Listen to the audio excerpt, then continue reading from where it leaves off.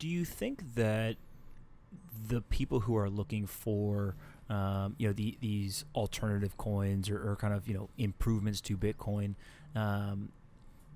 how much of it is human greed because they think there's going to be appreciation of price versus they're actually being thoughtful as to this is going to be better than Bitcoin, and I truly believe that and would hold it for 5 years, Yeah. right, or more. Yeah, I think that, and this is the reason why on Twitter I make jokes about this, because on Twitter, traders and investors are always talking about alt season, right? When is alt season? When are all the altcoins going to come back?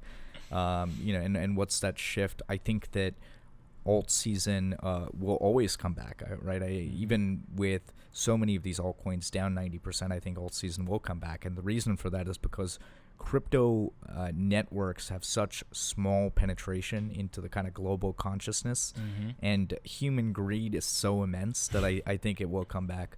And where, about the greed improvement thing, I actually think that most crypto projects are driven by greed. I truly believe that. The cost of issuing new tokens has fallen pretty dramatically. It's virtually zero now. Requires white paper, landing page, marketing team, roadshow, advisor list, actual contract deployment. So you can add on another 2 hours for that, and you're sort of good to go, right? That's what you need to raise money.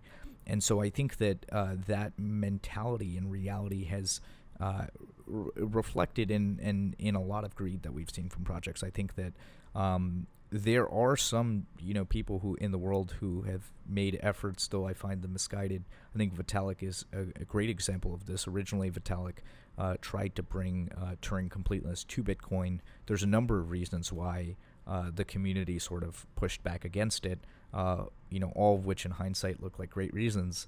And then Vitalik went and started a separate project. Similar things happened with the release of Monero or Zcash. I think that other projects have some novelty to them, but for the most part, especially as you get into the long tail of, say lending projects, right? There's 5 different crypto projects that are all working on some sort of lending token. I think where you get into that, it's much more grounded in sort of greed on the part of teams, or it's an existing team that's launching a crypto project, where really it's a play for non-dilutive financing. Because that's what all token raises are, right? There's no corporate rights, there's no pro rata liquidity rights, there's really no rights of any kind, right? And so I think a lot of that is short-termism. I think a lot of it is greed driven. There are a few sort of brave projects out there that are vesting tokens, right, which is an innovation the U.S. technology investor market has come up with decades ago. There are some teams vesting tokens over very long periods of time, 6 or 8 years, which I find to be brave, but something I would be terrified of as a founder. And so I do think it's mostly greed driven. And over the long term, I think it's great, right? It's bringing more interest to the space. And really all of these are free research projects for Bitcoin. That's how I view it.